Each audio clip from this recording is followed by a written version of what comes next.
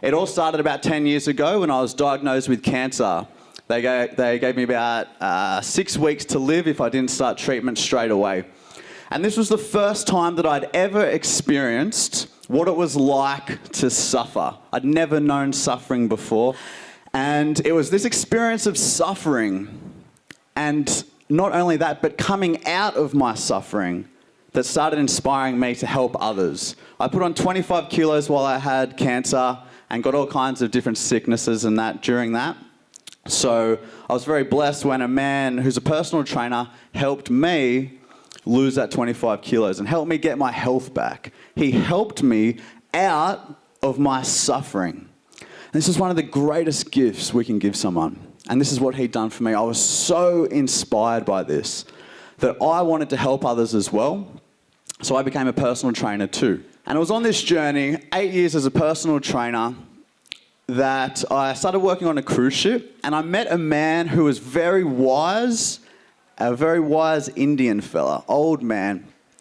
Basically, he told me that eating animals is bad karma. And that's the first time I ever cared about it, when it was about me. When this man told me that eating animals is bad karma, I said, yeah, there's no such thing as a healthy vegetarian though. And he said, well, I've been vegetarian for 20 years. And I said, shit. All right. Well, in that case, maybe it is possible. Maybe you're a freak. But I'll look into it. I'll see what it's about. I look into it and I start learning how much healthier it is to cut animal products from your diet, reducing your chances of heart disease, cancers, obesity, osteoporosis, diabetes, so many diseases. I decided, okay, I'm going to try this for a week. I'll go vegetarian for 1 week, purely a selfish experiment to see how I feel, to see how much better I'm going to feel. 3 days in, instead of feeling like I couldn't get out of bed in the morning because I hadn't had any protein, I felt the opposite. I felt so much energy. I felt so strong. I felt like I needed to sleep less. I felt happier. I felt good. 3 days in. Before that, I was one of the biggest meat eaters you know. I was eating steak for breakfast. I was working on a cruise ship. It's buffets. I was taking advantage of that. I was piling my plate up with flesh of dead animals. And no wonder I felt better after 3 days. But it was a shock at the time because I never believed you could be healthy. So feeling good inspired me to look into it more. What's this? Why do I feel so great? There must be something to this. I look into it. I learn the health benefits, but I also see that so many people have another reason for becoming vegetarian. And that reason is because they don't want to contribute to harm to animals. I thought, okay, I'm going to check this out again. What's happening in the slaughterhouse? What's happening before these animals become this neatly wrapped package on the supermarket shelf? What happens? I see it again for the second time. This time, I had a new perspective because I knew now that we can live and thrive without consuming animal products. So seeing this torture, this mutilation, this murder of these innocent beings, it led me to the question, if we aren't eating animals for health, and we don't need to kill and eat them to survive and be healthy, what are we doing this to them for? And I assumed there'd be a great answer. I thought there must be a good answer because everyone hates animal cruelty and everyone loves animals. So surely there's a fantastic answer why we do this. And I looked and I looked and I looked and I learned the best answers we've got, the best justifications we've got are taste, habit, tradition, and convenience. None of these reasons are a good enough justification to cause this unnecessary harm to animals. And I didn't care about animals, but I know injustice when I see it. I know unnecessary violence when I see it. I know oppression when I see it. And they are not the types of qualities I want to be. They are not the type of things living in alignment with the kind, peaceful, respectful person that I strive to be, and I always have. And I learned that. And I became vegetarian for a whole new reason. It was for animals. Soon later, I learned it's not just about flesh. It's about all the ways animals are being used in our society. All use is exploitation.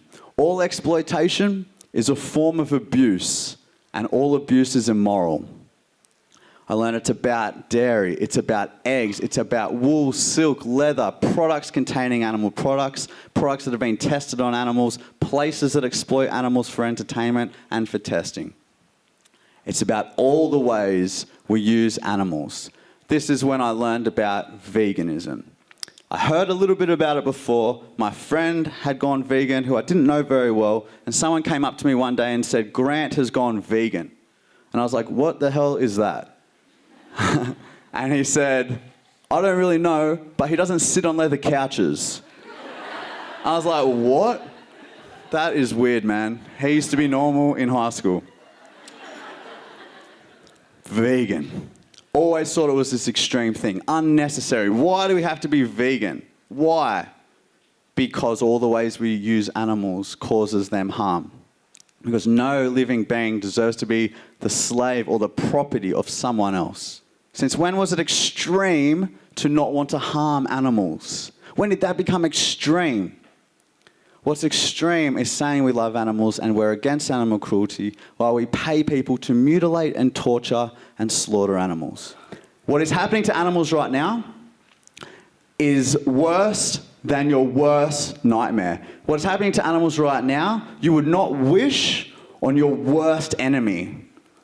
The worst offenders on this planet, pedophiles, sex offenders, murderers, do not get treated anywhere near as badly as the way we treat the most innocent and vulnerable beings on this planet. I want to remind you what is happening to them. They're getting their beaks cut off so they don't peck each other to death in their confined, crowded prisons. They're having their tails cut off so other animals don't eat them off them. They're having their teeth clipped so that out of stress they don't eat into each other. They are being castrated when they're just babies with no anesthesia. Baby male chicks are being sent into a blender, blending them up alive. Baby boys in the dairy industry are being sent to the slaughterhouse to have their throats slit because they do not produce milk. Their mums are hooked up to painful milking machines and forcibly impregnated, and their babies are taken from them, and all of these animals end up at the same slaughterhouse, humanely slaughtered, which, as we know, means nothing for animals. Humane means to show compassion. There is never a compassionate way to exploit someone. There is never a compassionate way to kill someone who wants to live. We need to put ourselves in the animal's position. One of the best quotes I've ever heard that has fueled my activism is speak up for animals the way you would want to be spoken for if it was you in their situation. If you agree that causing unnecessary harm to animals is wrong, then by that belief, by your own belief, you are obligated to become vegan. Because anything less than being vegan is going in conflict with your core value of non-violence to animals. I'm not expecting you to do it overnight. You might, and a lot of people do. You might feel like you can't. I understand where you're coming from there. But that is your goal. And don't stop anywhere on that path of you getting there until you're there. It's incredibly easy. It's incredibly healthy. Most people here are vegan. We're just normal people. We're not highly intellectual necessarily. Did someone laugh then? Someone's like, I am highly intellectual, thank you very much.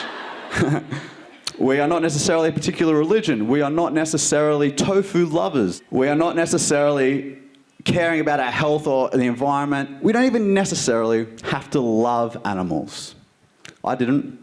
All you have to agree with is that it is wrong to cause unnecessary harm to animals. Hi, and thank you so much for watching my speech. I hope you're feeling very inspired right now to become vegan. And if you are, you can go to the Challenge 22 Plus project, which is happening in Israel. It's 100% free, and it will give you all the help and tools you need to transition to a vegan lifestyle. Peace.